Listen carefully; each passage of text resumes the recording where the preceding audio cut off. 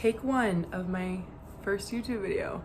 Hey to anyone watching. This is my first YouTube video, and we're just gonna take the opportunity to talk about my current journey in this life.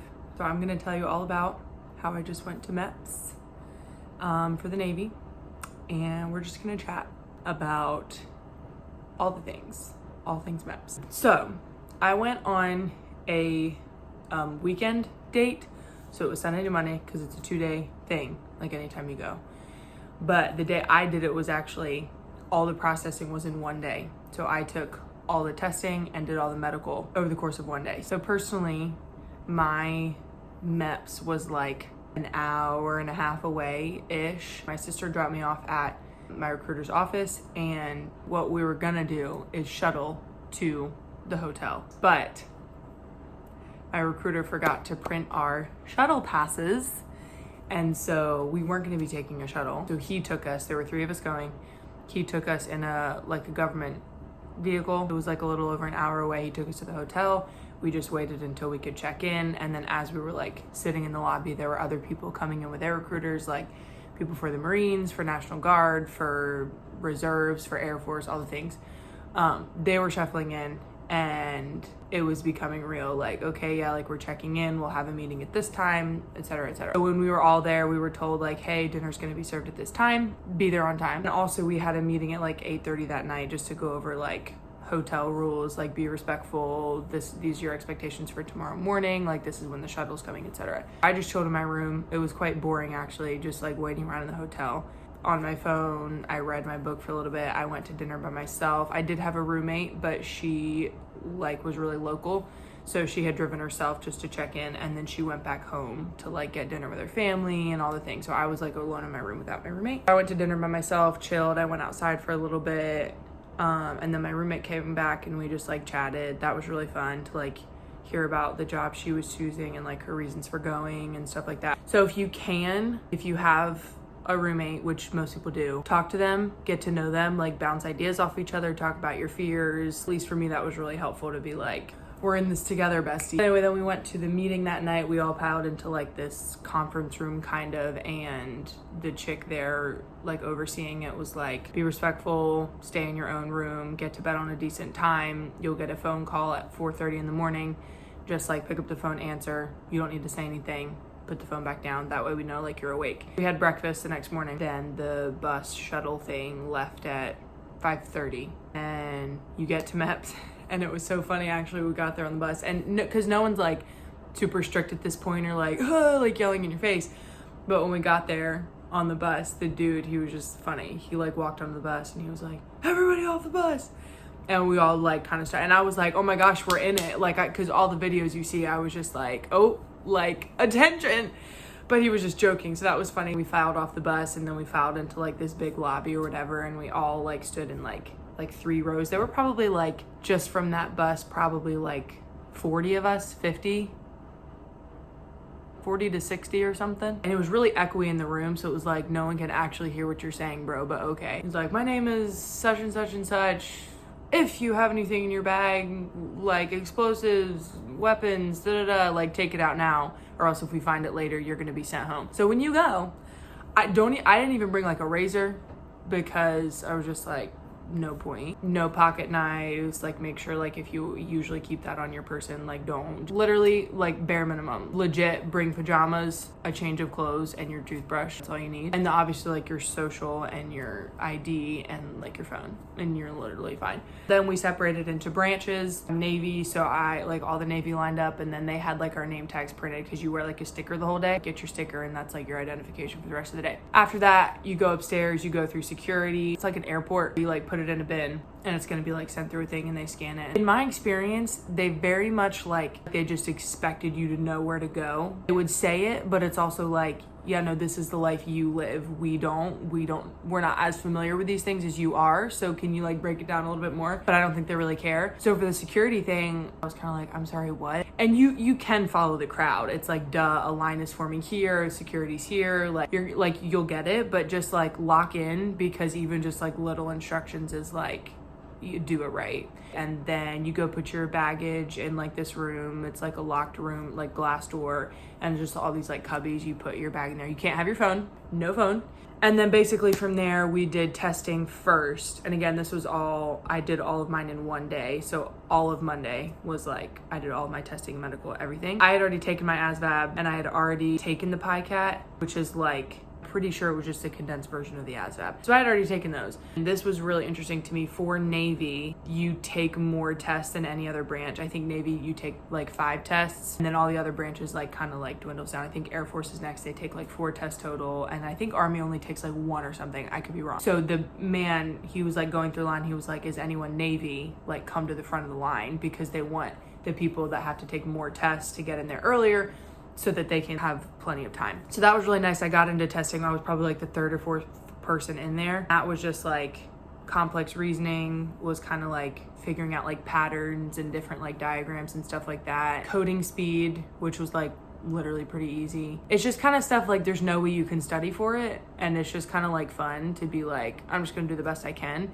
because those tests won't disqualify you from getting any job that you want. It will only further qualify you. It's not gonna hurt you. The tests aren't gonna hurt you. It's only gonna like broaden your job options, or it's just gonna be like, yeah, like, okay, you plateaued, like you flatlined, if you will. But like, it's nothing to worry about. Just like, do your best. You have like plenty of time. I remember not being like pressed for time for each section. It was just like, you'll have time to think about your answers and stuff. Then there's a test called the TAPAs. I don't know if it's for all branches or just Navy. I don't know, but it's basically like a personality thing.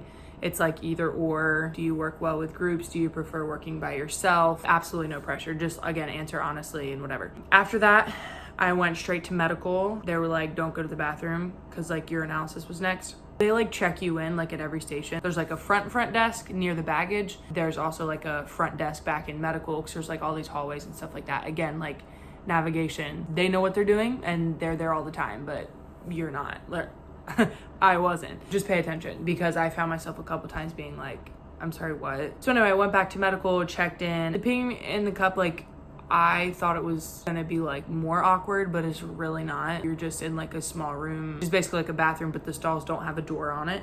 At least for me, like this was my MEPS. So the chick's just kind of like wandering like a few feet away from you, like outside the stall, just like she's not staring at you, but she's like watching, because they need to make sure that like you don't tamper with the urine at all, or like do anything to like mess with it, or I don't know what you would do. But anyway, pee in a cup, and then there's like a window, like a cutout window right there. So you have to stand there and watch the dude test your urine. I guess like verify that he did what he was supposed to. And then you like initial and signature for it. And then what did I do next? Oh, then it was the hearing test, which is like you're put in like a booth. You put like headphones on, you have like this little button thing, and it's like every time you hear the beeping, press the button right away, because it basically tests, I think, how quickly you respond to the beeps.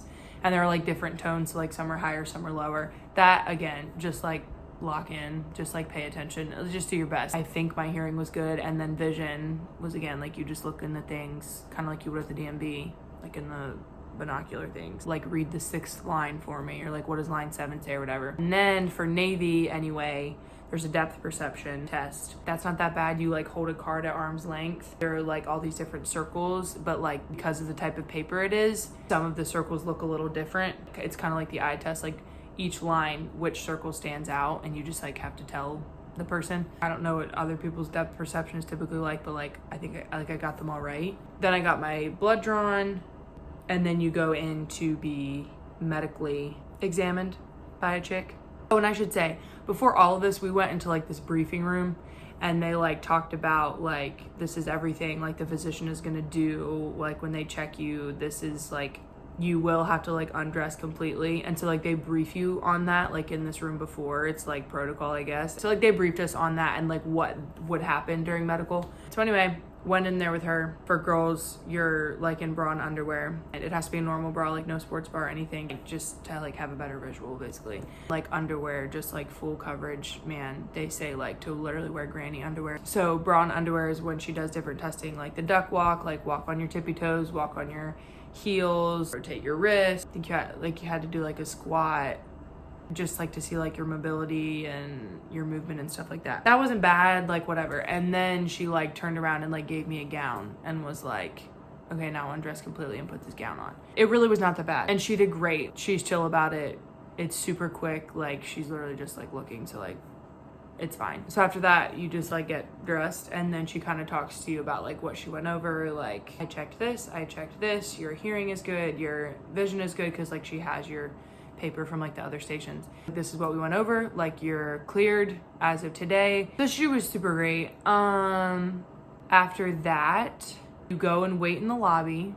I don't know how fast everyone else was getting through their stuff, but like I was blowing through it, and I felt great. But especially since I was moved to like the front of the line for the like computer testing, from there like it does go pretty fast. And mind you, you're there at literally like 5:45 in the morning, 6. Like you're there early. So like blowing through it, you're kind of like, oh, it's 2 in the no, it's not 2 o'clock. It's like 9:30. I asked a chick after she like did the physical and stuff. I was like, just out of curiosity, what time is it? I think it was like 9:45. And I'm like, okay, great. Time's flying, but like it's not. You go sit in the lobby, and then you're basically waiting to go over all your paperwork. You can't have your phone. They have like something playing on the TV, and then you can just like talk to people. They have different like liaisons is what they call it. So you have like the giant lobby, there's like the check-in, there's baggage, and then like all throughout like the hallways and like around on the wall is like, this is a Navy liaison. I think Air Force was next, like Marines, National Guard, maybe Army and National Guard together. I don't know. But the lobby is central. When they called me back there, I think she just told me like, I'm gonna call you soon. Like you have to go check in, I think was what happened first. And she was like, I'll call you soon. And when I was waiting in the lobby, she came out and was like, our systems are down. Either it was like an internet thing or some crash or something or other. But right as she was telling me that, they were calling for lunch. So it was fine. Like we were gonna have a little break anyway. So you go to lunch. I was sitting with these 2 girls that I'd met in the hotel before, and I was sitting like with my roommate. If you have the opportunity to talk to people, do it, because otherwise you're just making the situation more miserable by doing the day alone. Be chill with people, you know?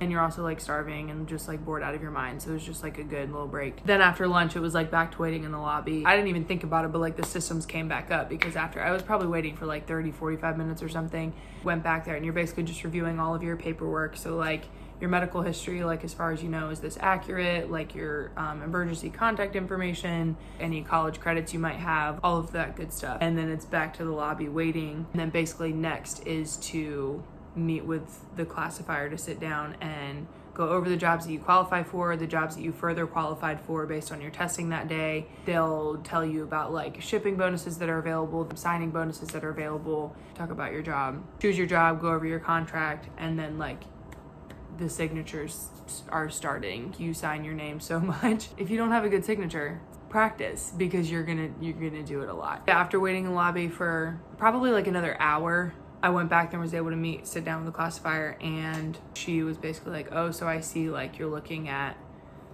blank, the job that I ended up choosing, because she can see on the paperwork like if you have a job preference. My job preference was ABF, which, you know, I don't actually know entirely how to say. Aviation boatswain's fuel.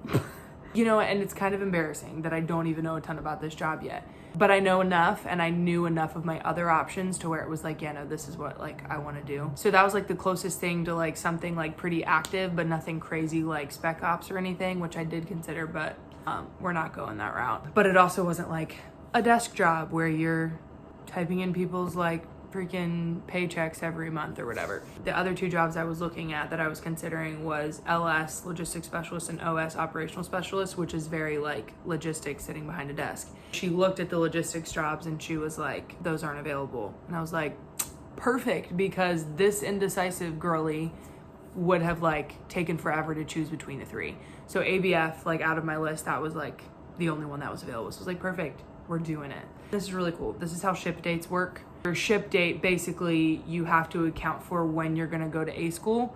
So it's not just like, oh, when do we have a bed available for you in boot camp? It's like, when do we have a bed available in boot camp that tracks with 9 weeks later, your A school for your particular job starts. So it's really, you figure out when your A school is, and then they backtrack it the 9 weeks, if that makes sense. My job was available, and she was like, yeah, it looks like your ship date would be September 8th. Because I went to MEPS on June 8th and 9th. She was like, your ship date would be September 8th. So we're talking like 3 months out, which was like a sweet spot for me because like I still have like work this summer and stuff like that. You don't want to leave right away, or I don't, or didn't, but I also didn't want it to be like in December or something. So that was perfect. We went over the contract, 5-year contract. I'll actually be going in as an E2, which I'm so thankful for. It's something to do with my job and like the shipping dates and like the priority of that job at the time. She didn't really go into great detail, but I also wasn't really asking a lot of questions because the day was like coming to an end at this point because of all the waiting and like paperwork and stuff you have to do. We were kind of like on like crunch time, and so I was like, I don't even feel like I really need to ask questions because this is the job I've narrowed it down to. Like, I'm just gonna do this. Definitely do your research before you go, and that's why I was super thankful. It was like, I don't even need to ask you questions about this job because I talked to my recruiter about it, and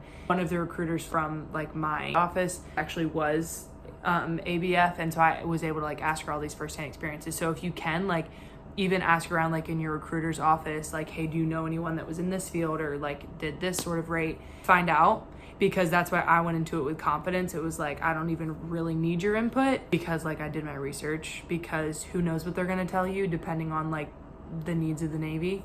So do your research, okay, and be confident and just like have your list and be like, yeah, since that's not available, I know that this is my second option. But she was nice, like it was chill, it was just nonchalant, like, okay, I'm coming in as an E2 because of something to do with the job. I don't even know, because everyone like baseline comes in as an E1, which is the lowest rank, but you can like rank up in various ways depending on like your college credits. There's like a test you take at the beginning of boot camp that can rank you up. Various positions that you hold in boot camp can rank you up, stuff like that. But I'm going in as an E2 because of my job. Super grateful for that. I didn't even like have to do anything, but that's like really fun for me. After that, I think I waited in the lobby for a little bit longer. Then I went back to another like hallway section, more fingerprinting, more verifying, going over your emergency contacts again, going over like your current address and all the things. It's just a lot of verification. However, it is super helpful because it's like, I know what my sister's name is spelled like, but you don't know my sister. You're not gonna be as careful with the spelling or attentive to that detail because you don't know that she has an H at the end of her name. You know what I mean? There are like mistakes that you'll catch. So don't just go over and be like, yeah, pay attention, because if those are flaws in the system later, like it could really like hold things up for you. So just focus on the details. You've looked at your address a million times, so don't just blow over it. Like look at it as if it's gonna be wrong, because there were a good bit of mistakes that I was like, that's not how you spell that, or actually it's an 8, not a 4. And then you go back to a little room. We were the last swear-in of the day, me and these 2 other dudes. One was a Marine and the other was doing National Guard. Yeah. Go back to like this like small like red carpeted room. There's like an American flag and like some flag stuff, like pretty official. There's like a podium, and the dude that took us back there basically briefed us on how to swear in, told us like how to stand at attention. Basically you're just gonna repeat after the dude. So he was prepping us, and then as soon as he left the room, the dude that was actually gonna swear us in came in. He was like, well, like, congratulations, how you guys doing? It was like really fun because we were like, we're about to get out of here, and like we're doing it. And you basically stand at attention, raise your right hand, and repeat after him. And we sat down with a dude, we signed off on like our oath, because they give you like your own paper that you can bring home. I actually have mine literally right.